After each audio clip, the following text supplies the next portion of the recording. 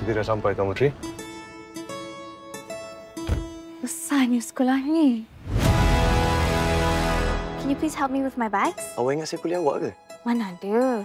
Tolong ya, I have to go to the office to register. Lah, boleh Tuan Puteri lah awak.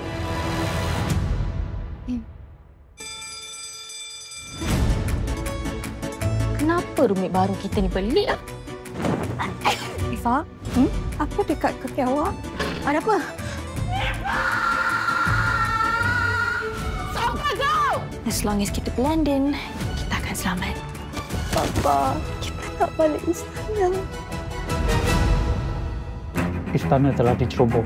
Ada cubaan membunuh terhadap Sultan Ahmad Razi Shah dan Tengku Ahmad Iskandar.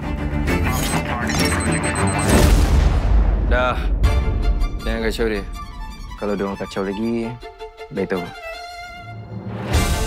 Kan cantik je muka tu, tak ada make up. Natural je. Saya nampak awak selalu rapat dengan Zaid. Dia tahu awak jangan rapat sangatlah dengan dia. Hai, saya Akid. Kenapa saya tak pernah nampak awak sebelum ni? Kau suka Emilia? Kau selalu rapat dengan dia kan?